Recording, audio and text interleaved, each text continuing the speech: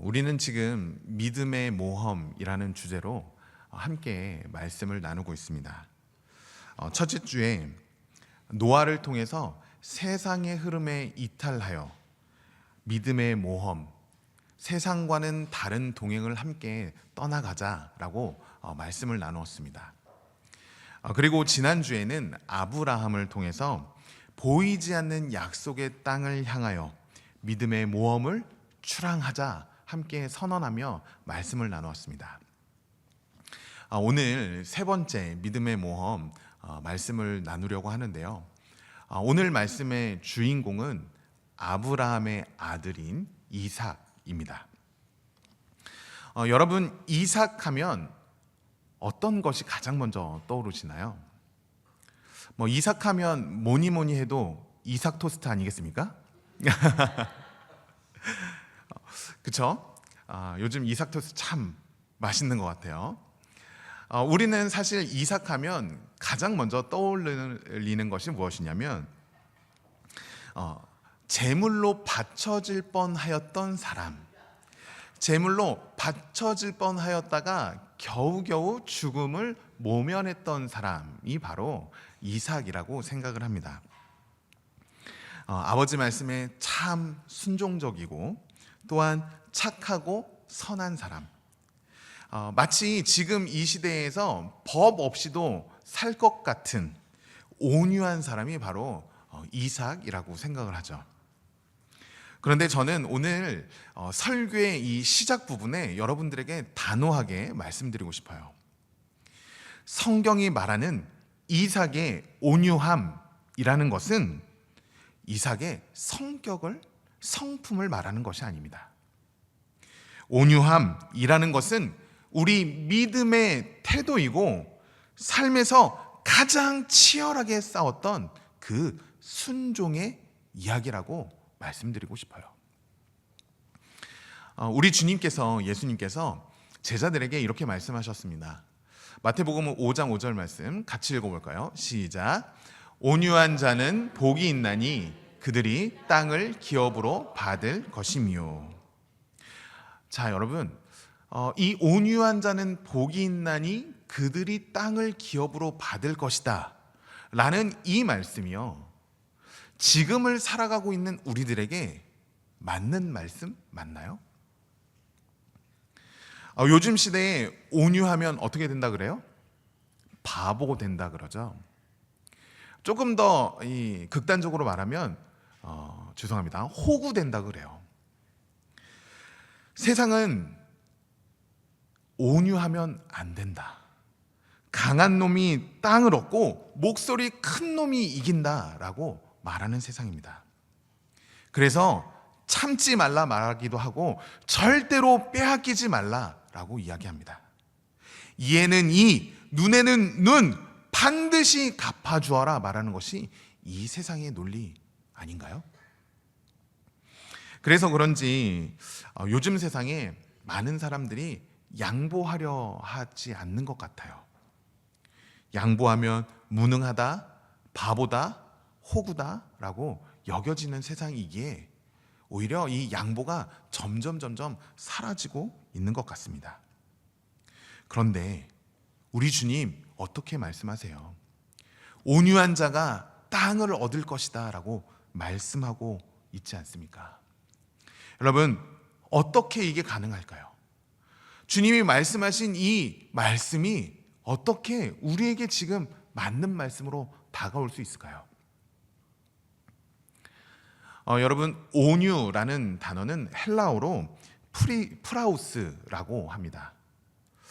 이 단어는 야생마가 주인의 손에 길들여진 상태를 의미하는 단어예요. 야생마 어떠한 말인가요? 지금이라도 막 달려나가서 담을 넘고 광야를 질주하는 것이 야생마 아니겠습니까? 그런데 이 야생마가요, 주인의 손에 길들여져서 멈춰 하면 그 자리에 멈추는 것, 길들여진 야성을 가지고 있는 그 야생마, 바로 그러한 모습이 온유함이라는 것이에요. 그렇다면 여러분들에게 한번 여쭤볼까요? 여러분들은 착한 사람인가요? 아니면 길들여진 온유한 사람인가요? 오늘 말씀을 보면 우물을 빼앗기는 이삭을 보게 됩니다. 이 우물이라는 것이요, 사실 고대 중동 그 광야에서는 단순히 그 물이 나오는 그러한 우물이 아닙니다. 우물은요, 그 당시에 생명과 같았어요. 그래서 고대 사회에서는 우물을 빼앗겠다라고 말하는 것은 그 즉시 전쟁 선포와 같은 의미였어요. 지금 이란이 한참 전쟁 중에 있죠. 그런 이야기들도 들리더라고요. 수세에 몰린 그 이란이 아랍에 있는 그 지역에 있는 이 물 공급지를 공격할 것이다라는 이야기도 있더라고요. 그들이 가지고 있는 급수원을 파괴하겠다라는 이러한 이야기도 점점 나오고 있는 것 같아요.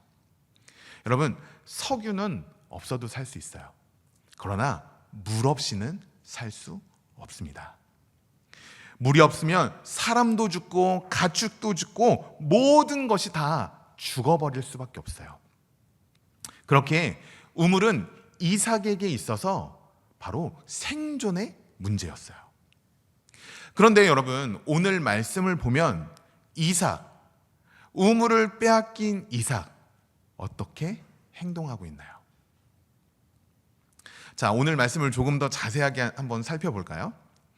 오늘 본문 말씀 14절과 15절 말씀에 이렇게 말씀합니다. 우리 같이 읽겠습니다. 시작.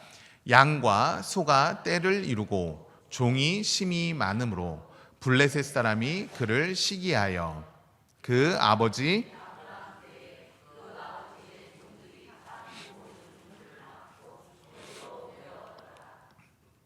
자, 보십시오. 이삭이 어마어마한 거부가 되었습니다. 그러자 블레셋 사람들이 어떻게 했다고 말해요? 14절에 시기했다라고 말합니다. 그리고 15절 어떻게 해요? 우물을 흙으로 막아버려요. 여러분, 이건 그냥 괴롭히는 수준이 아닙니다. 너 여기서 당장 굶어 죽어라 라고 말하는 전쟁의 선포와 같은 거였어요. 자, 여러분, 만약 여러분들이 이러한 일들을 경험하신다면 어떻게 행동하시겠습니까?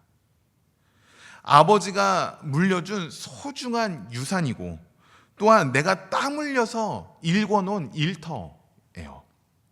그런데 누가 와서 나 잘 된다고 길을 막고 흙을 막 들이부으면 여러분, 만약 이러한 상황을 맞이하신다면 어떻게 하시겠어요? 아마 우리 중 대부분 가만히 계실 분은 아무도 없지 않을까 싶어요. 경찰을 부르고 소송을 걸고 어떻게 해서든 우리의 것을 지키려고 할 것입니다. 그게 우리의 본능과 같아요. 그런데 여러분, 이삭 어떻게 합니까? 오늘 말씀의 주인공인 이삭 어떻게 하고 있나요? 우리 17절 말씀 같이 읽어볼까요? 시작. 이삭이 그곳을 떠나 그랄 골짜기에 장막을 치고 거기 거류하며. 이삭은 그곳을 떠납니다. 이삭은 싸우지 않았어요. 이삭은 따지지도 않았어요.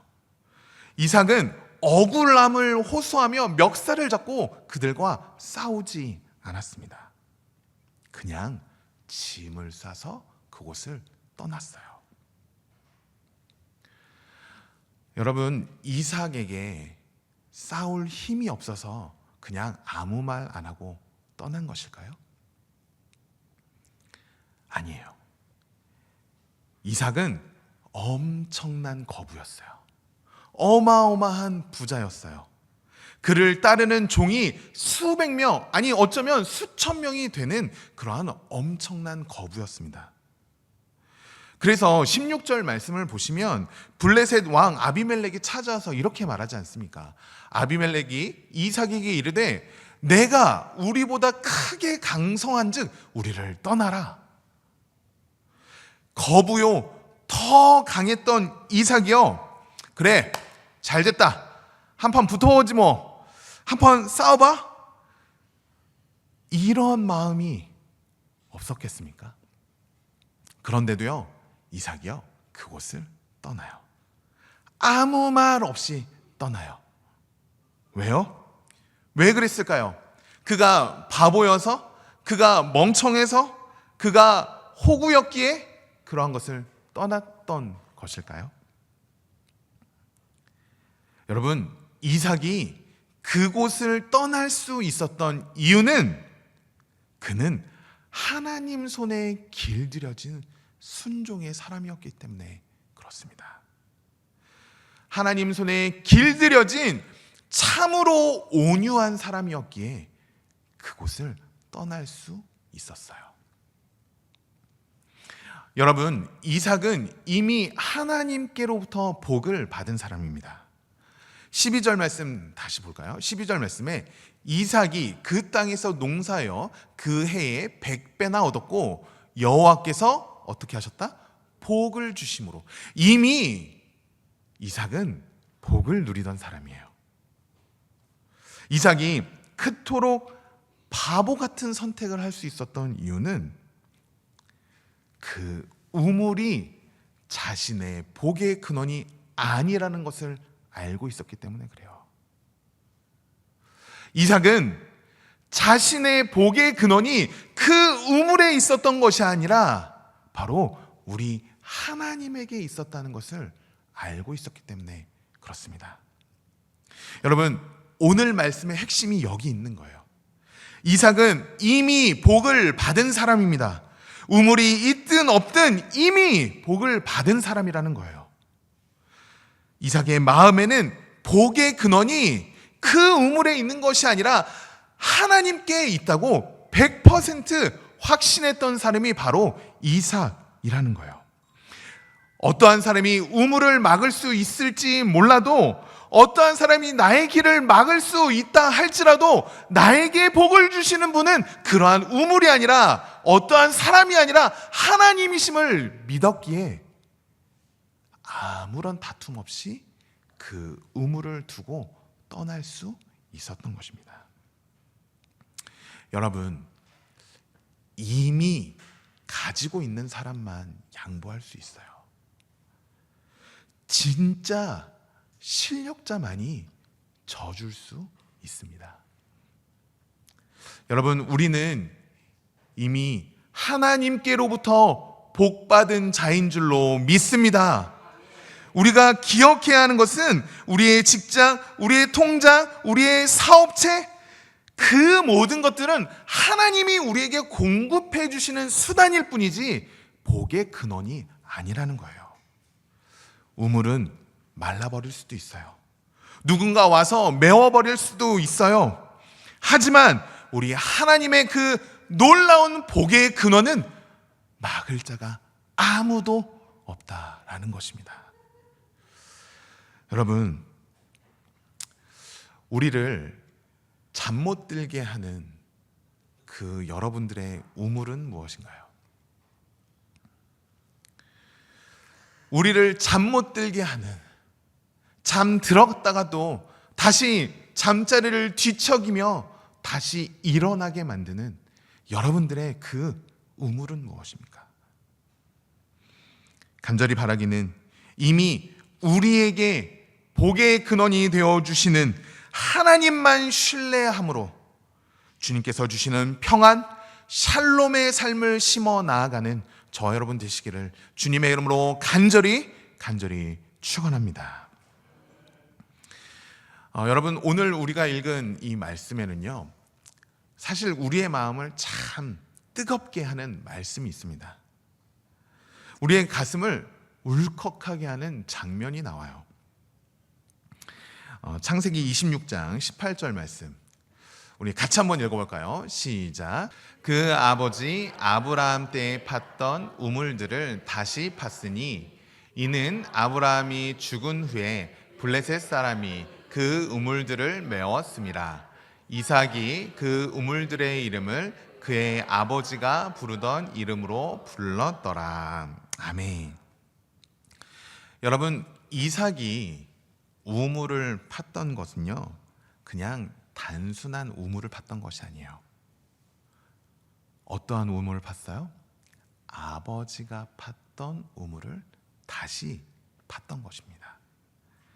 다시 말해, 이삭은 아버지께서 나에게 주신 그 믿음의 유산을 복원하는 작업을 다시 했던 거예요.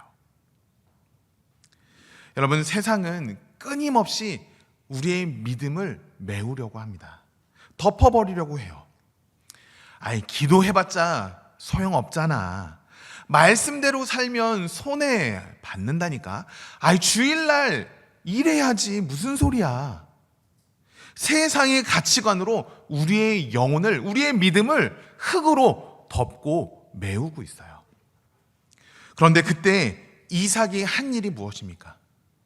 세상이 덮어버린 그곳을 다시 파내는 그 믿음의 유산을 복원하는 작업을 다시 했던 거예요. 나의 아버지가 만났던 그 하나님을 만났던 그 자리를 다시 복원하고, 아버지가 하나님을 신뢰하며 붙잡았던 그 이름들을 아버지께서 나에게 물려주신 그 믿음의 유산을 다시 회복했던 거예요. 사랑하는 통영성결교회 성도 여러분, 우리 교회가 이곳에 세워져 지금까지 달려오면서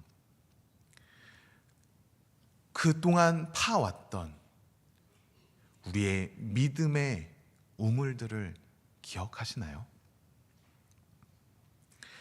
논이 있었던 곳에 땅이 메워지고 교회가 세워지고, 우리 교회 장로님, 권사님들, 함께했던 온 성도들이 팠던 기도의 우물들, 교회가 어려울 때마다 내 한 몸 바쳐서 간절히 팠던 헌신의 우물들, 자녀를 위해 눈물로 팠던 기도의 우물, 영혼 구원을 위해 우리가 팠던 전도의 우물들이 지금 우리 교회 곳곳에 흐르고 있지 않습니까? 혹시 그 우물들이 이 세상이라는 그 블레셋의 문화가, 아니면 먹고 살아야 하는 그 바쁨이라는 그 흙들이, 아니면 나만 아니면 된다는 그 안일함이라는 세상의 흙들이 우리의 우물을 막아버리고 있는 것은 아닌가요? 여러분, 이 믿음의 우물을 과거의 추억으로 남겨놓지 않기를 주님의 이름으로 간절히 축복합니다. 오늘 이삭이 그랬던 것처럼 우리는 다시 우리 믿음의 우물을 파야 할 줄로 믿습니다.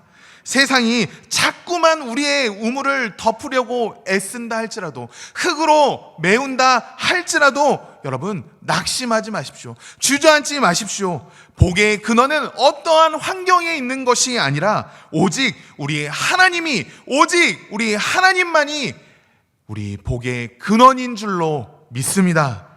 우리가 다시 우리의 눈물로, 우리의 무릎으로 믿음의 우물을 파내려 가기 시작할 때 멈췄던 그 은혜의 샘물들이 터져나고 우리 통영성결교회를 통해 마르지 않는 하나님의 샬롬이 이 땅 가운데 흘러 넘칠 줄로 믿습니다. 여러분, 우리가 걸어가는 이 믿음의 여정이요, 사실 참 쉽지 않습니다. 왜냐하면 우리가 믿음의 길을 걸어가려고 할 때마다 우리의 우물을 막으려고 하는 세상의 방해가 있기 때문에 그래요. 여러분, 이삭이 다른 곳에서 우물을 팠을 때 또다시 사람들이 찾아옵니다. 마치 이런 것처럼 우리가 믿음의 우물을 파내려 갈 때 세상이 우리를 가만 내버려 두지 않을지도 모른다는 거예요. 그런데 이삭, 그 상황에서 어떻게 합니까? 이삭이 다시 다툼이 일어나는 그 우물 앞에서 첫 번째 우물의 이름을 뭐라고 짓냐면 에색이라고 짓습니다. 그 뜻은 다툼이라는 뜻을 가지고 있는 우물이에요. 그저 그 우물을 내버려두고 다시 떠납니다. 그리고 다른 데를 또 팠는데요, 또 다시 사람들이 찾아와요. 그래서 이번엔 신나 대적이라는 이름을 짓고 그곳을 떠납니다. 여러분, 이쯤 되면, 이 정도 되면 화가 머리끝까지 차올라서 한 번쯤은 그래, 한번 모든 걸 다 뒤집어 볼까? 이러한 마음 안 들겠어요? 가는 곳마다 찾아와서 방해하는 이 사람들을 보면서 이삭이 한번 그래 뒤집어 볼까? 이런 생각 안 하겠어요? 그런데요, 이삭이요 또 옮겨요. 아마 이삭은 10번이고 20번이고 하나님이 비키라 라고 말씀하면 아마 계속 양보했을 거예요. 그런데 여러분, 여기에서 이삭의 진짜 무서움이 나타나는 거예요.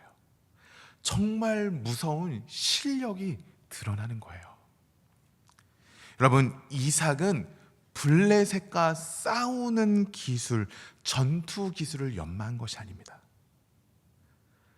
이삭이 그 시간을 통해서 연마한 것은요, 어딜 파든 어느 곳을 가든 그 샘의 근원을 터트리는 그 실력을 배운 거예요. 여러분, 이게 순종이라는 것의 무서운 실력입니다. 세상 사람들은 다툼으로 우물을 얻는다 여기지만 하나님께 완전히 길들여진 순종의 사람은요, 세상이 감당할 수 없는 하나님의 힘으로 공급을 얻는 것, 이것이 우리 믿음의 모험을 떠나는 사람들의 거룩한 여유요, 하나님이 주시는 평안, 바로 샬롬인 줄로 믿습니다. 마침내 여러분, 이삭은요 더 이상 다툼이 없는 곳에 도착을 해요. 그리고 그곳에 우물의 이름을 짓습니다. 어떻게 지을까요? 우리 22절 말씀 같이 한 번 더 읽어볼까요? 시작. 이삭이 거기서 옮겨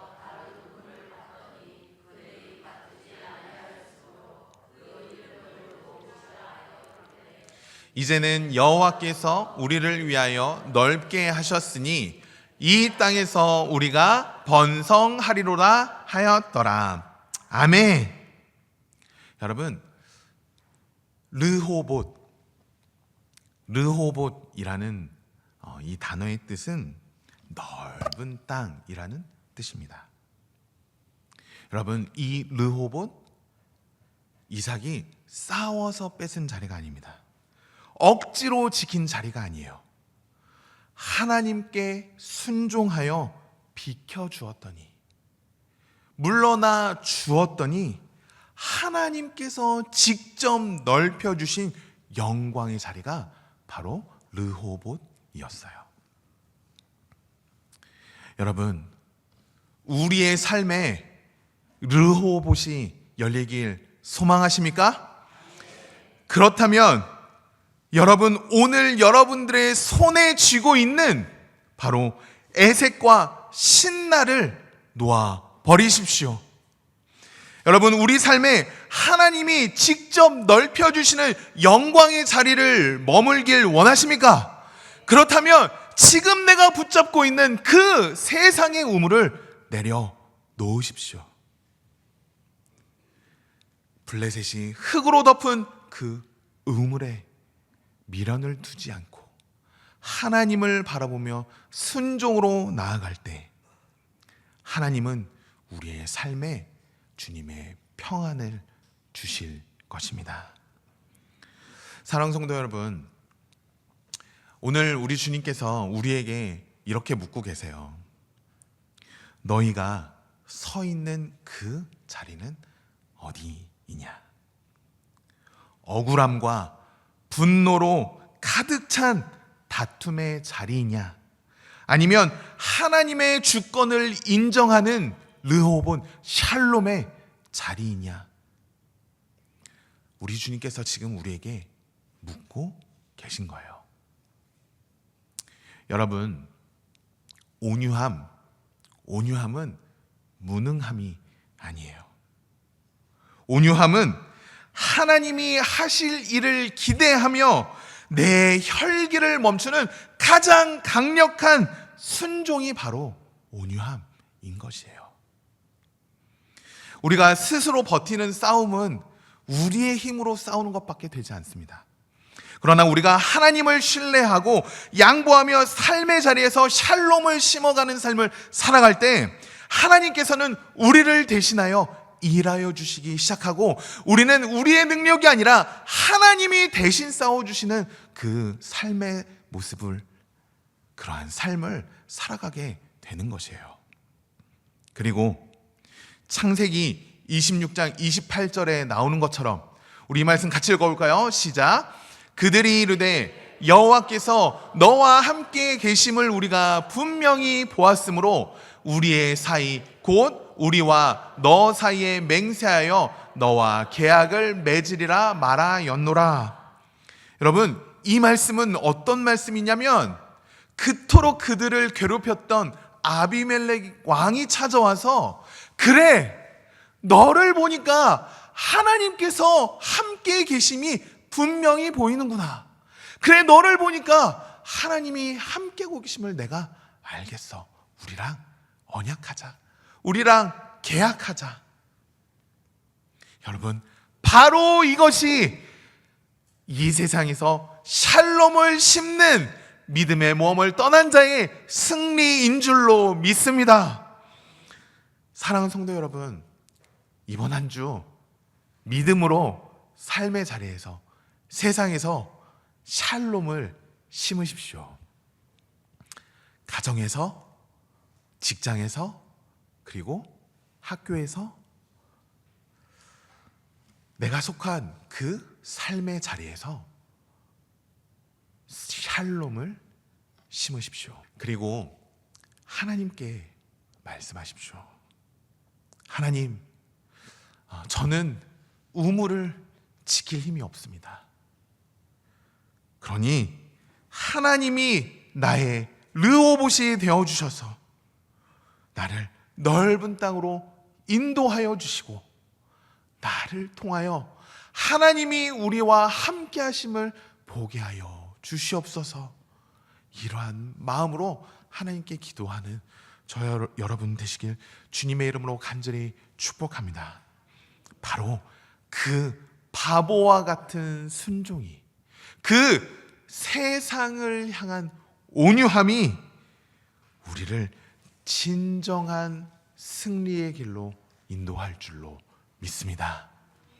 이곳에 모인 저와 여러분 모두가 오늘 이 말씀을 기억하여 삶의 자리에서 샬롬을 심는 삶을 살아가 하나님께서 넓혀주시는 인생, 하나님께서 대신 싸워주시는 인생, 하나님께서 이끌어가여 주시는 믿음의 모험을 향해 나아가는 저 여러분 되시기를 주님의 이름으로 간절히 축원합니다.